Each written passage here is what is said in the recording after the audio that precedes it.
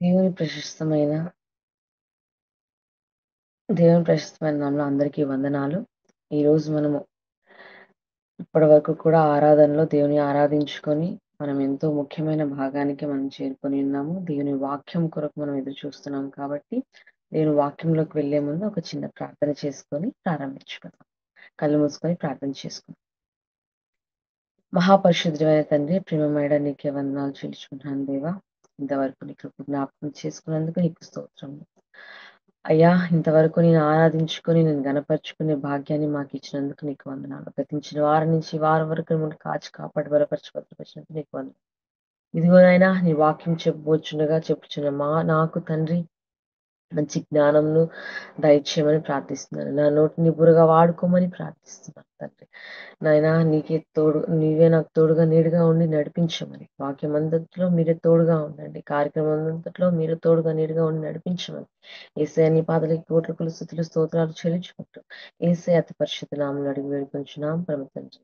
ఆమేన్. ఆమేన్. అందరికీ వందనాలు. మరి ఈరోజు మనం చెప్పుకోబోయే వాక్యం నయోమి గురించి మనం చెప్పుకుందాం. నయోమి గురించి చాలా మందికి కూడా తెలిసే ఉంటుంది. కానీ మనము నయోమి గురించి తెలుసుకునే కొన్ని కొన్ని విషయాల వల్ల మనం ఇంకా నయోమి గురించి తెలుసుకునే అవకాశం మనకి ఎక్కువుంది.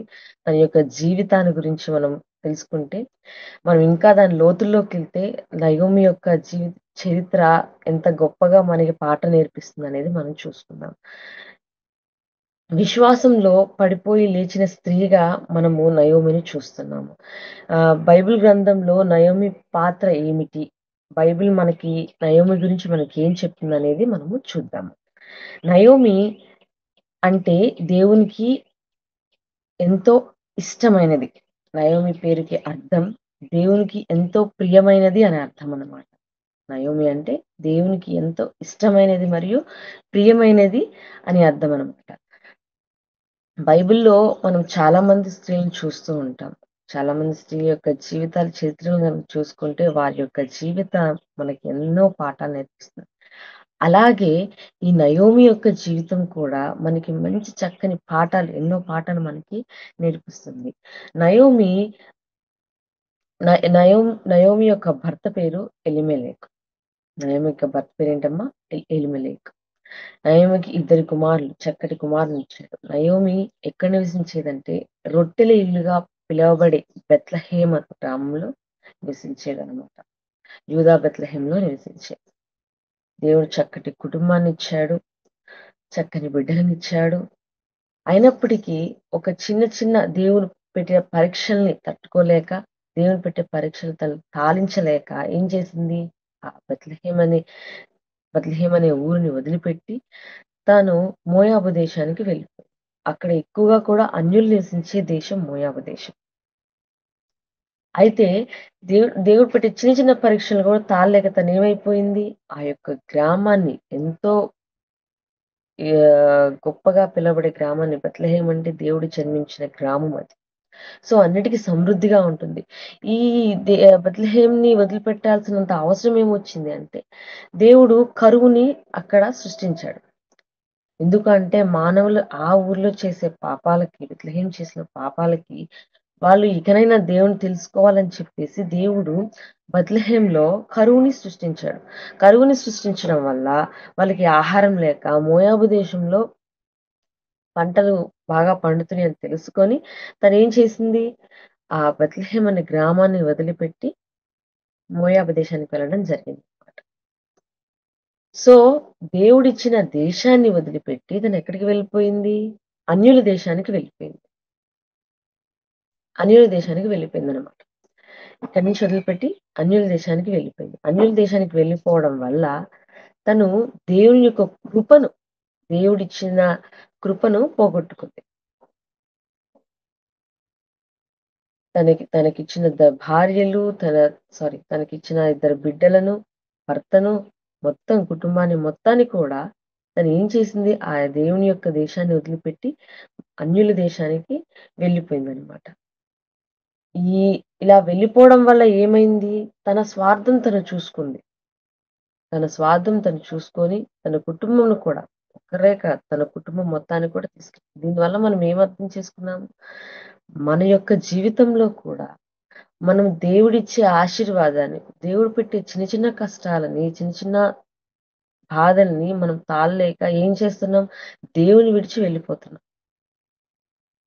అలా మన యొక్క జీవితాల్లో మనం ఒకసారి సరిచేసుకోవాలి. ఏంటంటే, ఒక చిన్న ఆపదొచ్చిందనో, చిన్న బాధొచ్చిందనో, చిన్న కష్టమొచ్చిందనో, అది పిల్లల ద్వారా కావచ్చు, భర్తల ద్వారా కావచ్చు, లేదా భార్యల ద్వారా కావచ్చు, లేదా అత్తల ద్వారా కావచ్చు, లేదు ఫినాన్షియల్‌గా కావచ్చు, దేని వల్లైనా సరే ఒక చిన్న బాధొచ్చిందని, చిన్న కష్టమొచ్చిందని, మనము దేవుడిని విడిచిపెట్టేంత విధంగా మనం ఇప్పుడు కాలంలో దేవుడిని విడిచిపెడుతున్నారు. అది చర్చికెళ్ళాము. అయినా మనకి నా కష్టం తీరలేదు. ఇదిగో నా యొక్క బాధ తీరలేదు. గర్భఫలం కోసం వెళ్ళాను. కానీ నాకు గర్భఫలం రాలేదు. నేను చర్చికెళ్ళిన దగ్గర నుంచి శ్రమలెక్కువయినియి. నేను చర్చికెళ్ళడం వల్ల అలా అయింది, ఇలా అయింది. ఇలా మనం ఎప్పుడైతే దేవుడిని విడిచిపెట్టి ఎళ్తామో, మనం దేవుడి నుంచి పొందుకునే ఆశీర్వాదాన్ని కూడా అలాగే విడిచిపెట్టుకుంటాం. కష్టాలు వస్తాయి. నష్టాలు వస్తాయి. దేవుళ్ళో ఉన్న వాళ్ళకి ఇంకా శ్రమలు ఎక్కువే వస్తాయి గానీ తక్కువ రావు. ఇంకా చెట్లు కాయలున్న చెట్లకే గదండీ దెబ్బలెక్కువ తగులుతుంటాయి. రాళ్ళెక్కువగా విసురుతుంటారు. కాయలేని చెట్లని ఎవరు పట్టించుకోరు. అలాగే మనం దేవుళ్ళో జీవించేటప్పుడు మనకి శ్రమానుభావం నుంచి మనము పో పోతేనే తప్ప దేవుని యొక్క ఆశీర్వాదాన్ని పొందుకోలేము. బంగారంని కరిగిస్తేనే గదా! బంగారాన్ని మంటలో వేస్తేనే కదా! ఒక వస్తువుగా మారేది. మనం ఎంత శోధించబడతామో, ఎంత బాధించబడతామో, మనం అంత సువర్ణంగా మారతామని దేవుడు బంగారాన్ని ఎగ్జాంపుల్‌గా ఇచ్చాడు. మన జీవితాల్లో కూడా ఒక చిన్న కష్టం, ఒక చిన్న ఆపదొచ్చిందని మనం ఎప్పుడు కూడా దేవుడిని విడిచిపెట్టకూడదనమాట. ఎందుకంటే ఆ రోజుల్లో నయోమి ఉన్న రోజుల్లో రాజులు లేరు. దాన్ని పరిపాలించడానికి రాజులు లేరు. సో, వాళ్ళ ఇష్టానుసారంగా వాళ్ళు జీవించేవాళ్ళక్కడ. సో, పాపమనేది ఎక్కువైపోవడం వల్ల మన యెహోవా దేవుడు ఏం చేశాడంటే చిన్న కరువుని సృష్టించాడనమాట. వారి యొక్క పాపాలను బట్టే వాళ్ళ యొక్క కరువుని సృష్టించాడు. మన జీవితంలో కదా మనం చేసే పాపాలని బట్టే మనకి ఇబ్బందులొస్తుంటాయి. లేదా కష్టాలొస్తున్నాయి. మనం అది గ్రహించుకోవాలి. ఒక ఆపదొచ్చిందంటే మనకెందుకొచ్చింది ఈ ఆపద? ఏం చేస్తే మనకి ఈ ఆపదొచ్చింది? సో, దీన్ని ఎలా సాల్వ్ చేసుకోవాలి? దేవుని పాదాలను ఎలా పట్టుకోవాలి? దేవున్ని ఎలా వేడుకోవాలి అనేదుండాలి కానీ, ఒక ఆపదొచ్చిందని, ఒక కష్టం వచ్చిందని దేవుడిని విడిచిపెట్టి వెళ్ళకూడదనమాట. అండ్ అలాగే సెకండ్ పాయింట్‌గా చూసుకుంటే నయోమి ఏం చేసిందంటే అవిశ్వాసురాలని కోడలుగా తెచ్చుకుంది. ఏం చేసింది? అవిశ్వాసురాలని కోడలుగా తెచ్చుకుంది. తనకిచ్చిన ఇద్దరు బిడ్డలకి కూడా ఆ మోయాబు దేశంలోనే కోడల్ని ఏర్పరచుకుందనమాట. ఓర్పా మరియు రూతు. ఇద్దరు కూడా మోయాబు దేశస్థులే. సో, అన్యులనే కోడలుగా తెచ్చుకుందనమాట. అన్యులుగా కోడలు తెచ్చుకుంది. ఏం జరిగింది? ఇద్దరు కూడా అన్యులే. సో, ఎప్పుడైతే ఈ బెత్లెహేంని వదిలిపెట్టి మోయాబు దేశానికెళ్ళిందో, తన భర్త మరణించడం జరిగింది. తన భర్త మరణించిన తర్వాత అంటే ఎప్పుడైతే దేవుని విడిచి పక్కకొచ్చేసిందో ఏమైపోయింది? తన భర్త మరణించడం జరిగింది. తన యొక్క నష్టం పొందింది. అండ్ అలాగే ఇంకో పనేం చేసింది? అన్యురాల్ని కోడలుగా తెచ్చుకుంది. అది తనకొక మైనస్ పాయింట్ అయింది. అండ్ అలాగే ఈ ఇద్దరి పెళ్లిళ్లయిన తర్వాత కొన్నాళ్ళకి తన కుమారులు కూడా మరణించారు. ఇద్దరు కుమారులు మరణిస్తారు. సో, వరుసగా నయోమికి ఏంటి దెబ్బ మీద దెబ్బ, దెబ్బ మీద దెబ్బ తగులుతూనే ఉంది. సో, చూడండి దేవుని ఎప్పుడైతే విడిచిపెట్టిందో తనకింకా కష్టాలెక్కువైపోయినాయి.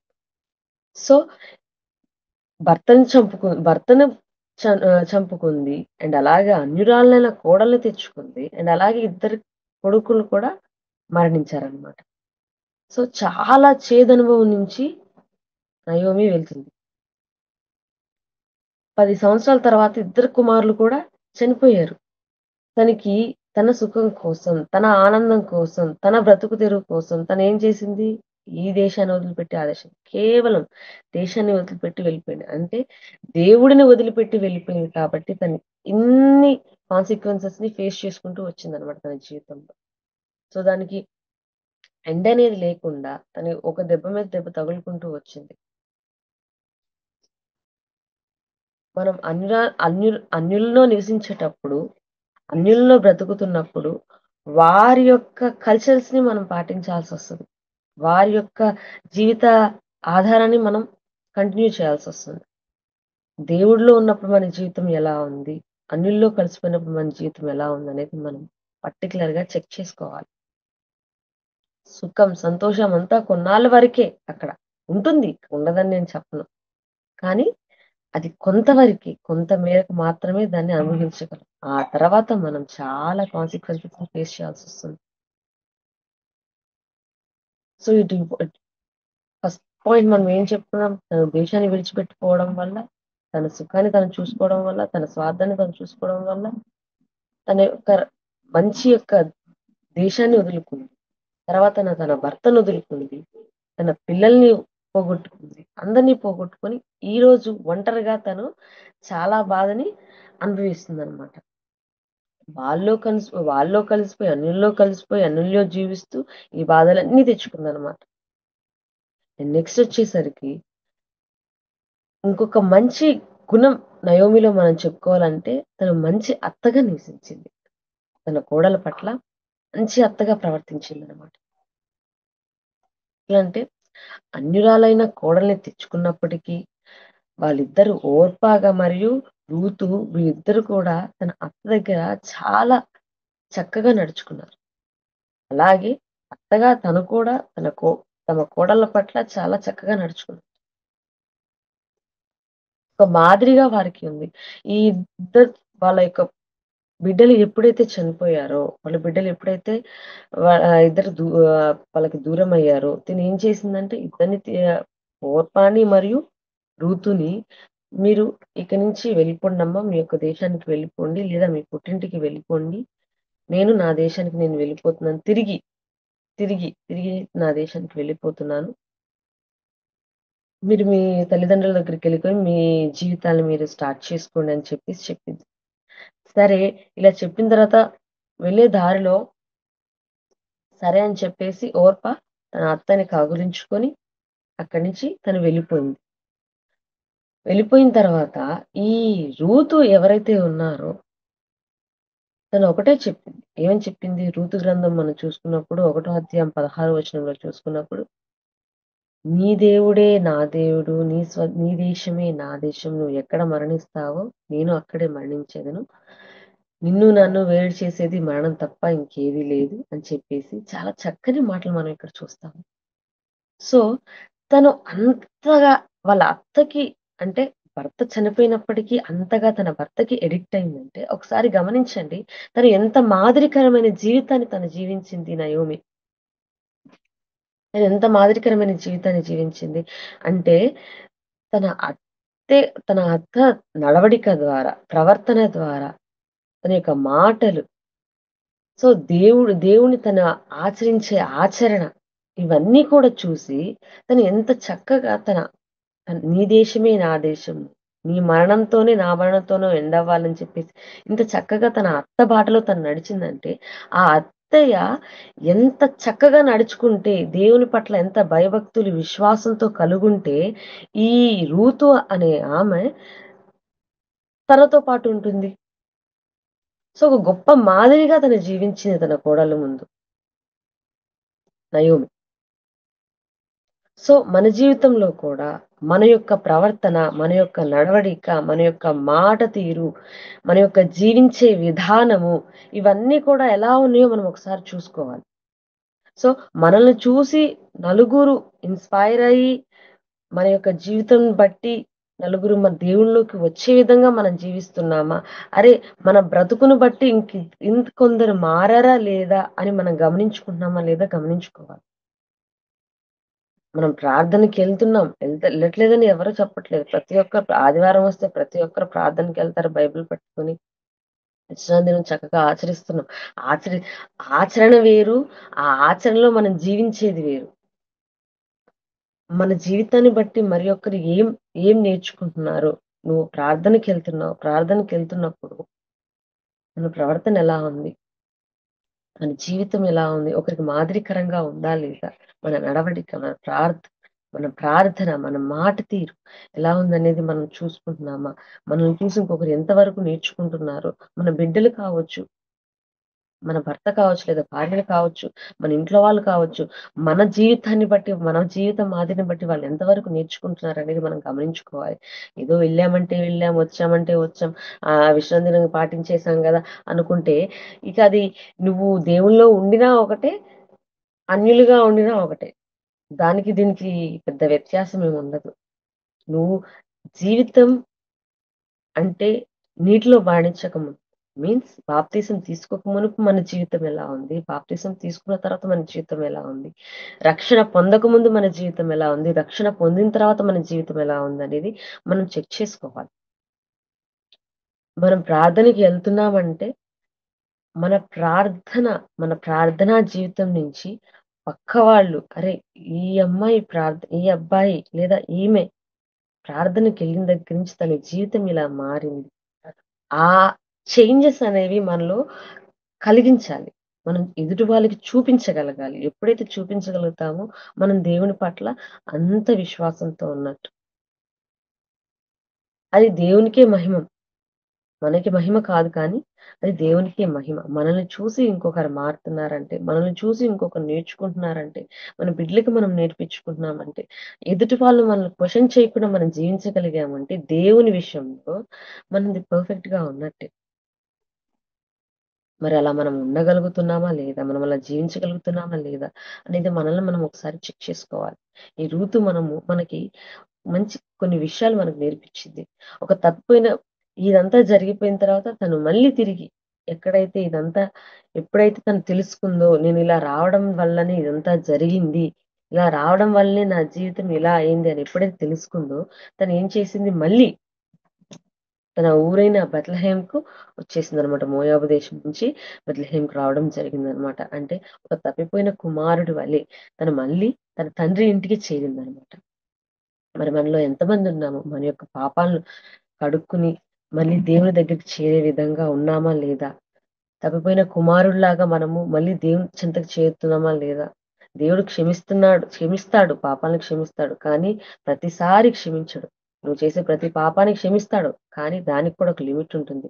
నేను అన్నీ చేసుకోవచ్చులే, దేవుడు అన్నీ క్షమించేస్తాడులే అంటే ఆయనెంత నెమ్మదస్తుడో, ఆయనెంత దయాగల హృదయం గలవాడో, అంతే కోపం కలిగిన వాడు, ఉద్రేకం కలిగిన వాడు. కాబట్టి మనము చాలా జాగ్రత్తగా ఉండాలి దేవుని విషయంలో. మనం చేసే ప్రతి పనిలో కూడా.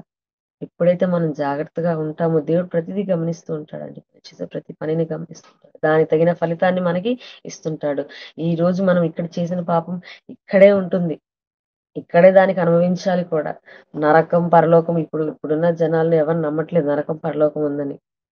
కాబట్టి అక్కడ దాకా ఎందుకని చెప్పేసి దేవుడు ఇక్కడే అన్నిటిని సెట్ చేస్తున్నాడనమాట. మనం చేసిన పాపానికి మనం ఇక్కడ శిక్షను అనుభవించాల్సిందే.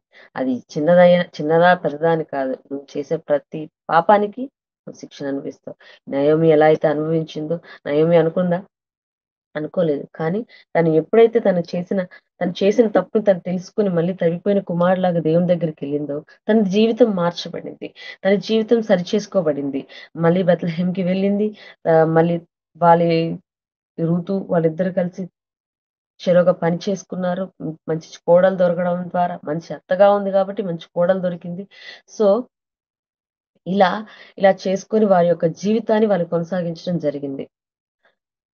కాబట్టి దీని నుంచి మనం నేర్చుకోవాల్సిన ఇంకా చాలా ఉన్నాయి. కాకపోతే కొన్ని పాయింట్స్ మటికి నేను తీసుకున్నాను. తిను ఒక ఆ దేశాన్ని విడిచిపెట్టి వెళ్ళిపోయింది. తన కుటుంబాన్ని కోల్పోయింది. కోల్పోయి అన్యురాలైన కోడల్ని తెచ్చుకొని, కానీ ఒక మాదిరికరమైన అత్తగా జీవించినందుకు తనకి మంచి కోడలు దొరికి, వారు మళ్ళీ వచ్చి తన జీవితం మొత్తము కూడా బెత్లెహేమ్‌కి వచ్చి తన జీవితాన్ని మళ్ళీ మార్చుకుంది. మన జీవితాల్లో సరే ఇప్పటివరకు మన జీవితం కొంతకాలం జరిగిపోయింది. మొ నయోమిలా అన్యుల్లో కలిసిపోయామేమో, అన్యుల్లో జీవించామేమో, అన్యుల్లో ఉంటున్నామేమో, అయినప్పటికీ కూడా దేవుడు మనకొక అవకాశాన్నిస్తున్నాడు. దేవుడు మనకొక అవకాశాన్నిచ్చి మన జీవితాన్ని మార్చుకునేటట్టు దేవుడు మనకి సహాయం చేస్తున్నాడు. మరి ఆ అవకాశాన్ని ఎవరు కూడా మనము మిస్ చేసుకోకూడదు. మిస్ చేసుకోకుండా ఇప్పటికి సమయం మించిపోలేదు. మన యొక్క జీవితాన్ని మార్చుకోవడానికి దేవుడు మనకి చక్కటి అవకాశాన్ని ఇచ్చాడు. కాబట్టి మనమందరము కూడా దేవునిలో జీవించేవారిగా, దేవునిలో బ్రతికేవారిగా, దేవునిలో ఉండేవారిగా మన నడవడికను, మన ప్రవర్తనను, మన మాట తీరును అన్నిటిని సరిచూసుకొని దేవుని బిడ్డలుగా జీవిస్తూ అనేక మందికి సువార్త చాటుతూ, అనేక మందిని దేవుని రక్షణలోకి తీసుకొస్తూ, ఎన్నో ఆత్మలను రక్షించే బిడ్డలుగా మనమందరం కూడా తయారవ్వాలని, నయోమి యొక్క జీవితం ద్వారా మనం చక్కటి పాఠం నేర్చుకున్నామని అనుకుంటూ ఈ వాక్యాన్ని ముగిస్తున్నాను. కళ్ళు మూసుకొని ప్రార్థన చేసుకుందాం. మహాపరిశుద్ధుడైన తండ్రి, ప్రేమమయుడా నీకే వందనాలు చెల్లించుకుంటున్నాం దేవా. దేవా ఇంతవరకు నీ కృప జ్ఞాపకం చేసుకునే స్తోత్రం. ఇదిగో నాయన, మేము నయోమి యొక్క జీవితం పాఠం ద్వారా తండ్రి ఎన్నో పాఠాలను మేము నేర్చుకున్నాం. మా యొక్క జీవితాలు మేము ఎన్నో సరిచూచుకుంటే సహాయం దయచేసినందుకు నీకు వందనాలు. మా యొక్క జీవితాలు మేము చక్కగా పెట్టుకున్నటకు సహాయం దయచేసినందుకు నీకు వందనాలు. తప్పిపోయిన కుమారుడు వల్లే ఎలాగైతే తన దేశాన్ని నైనా నీ సన్నిధిని విడిచిపెట్టి వెళ్ళిపోయిందో తండ్రి, మళ్ళీ తండ్రి నేను నీ సన్నిధికి వచ్చినైనా గొప్ప జీవితాన్ని జీవించే భాగ్యాన్ని నా బిడ్డకి దయచేశావు తండ్రి. అలాగే నాయన, మా జీవితంలో నిన్ను విడిచి దూరం అయ్యామేమో, నిన్ను విడిచి మేము బ్రతుకుచున్నామేమో, నిన్ను విడిచి మేము ఉంటున్నామేమో దేవా. దేవా, మరి ఒకసారి మా జీవితాన్ని మేము సరిచూచుకుంటకు సహాయం దయచేయండి. నీలో జీవించే భాగ్యాన్ని ఇవ్వండి. నీలో జీవించి మాకు శక్తినివ్వండి. నాయనా, నిన్ను స్తుతించే బిడ్డలుగా, నిన్ను ఆరాధించే బిడ్డలుగా, నిన్ను గణపరిచే బిడ్డలుగా మేమందరం ఎదుటికి సహాయం దయచేయండి. మాకు తోడుగా నీడుగా ఉండి మమ్మల్ని నడిపించమని, మరి యొక్క వారము నీ సన్నిధిలో చేకూర్చే బిడ్డగా మమ్మల్ని అందరినీ కూడా ఎదిగింప చేయమని, కార్యక్రమం అంతట్లో మీరు తోడుగా ఉన్నందుకు నీకు వందనాలు చెల్లించుకుంటూ, యేసయ్య నీ పాదాలకే కోట్ల కొలుస్తులు స్తోత్రాలు చెల్లించుకుంటూ, యేసు అతి పరిశుద్ధ నామములో అడిగి వేడుకుంటున్నాం పరమ తండ్రి. ఆమేన్, ఆమేన్, ఆమేన్. అందరికీ వందనాలు.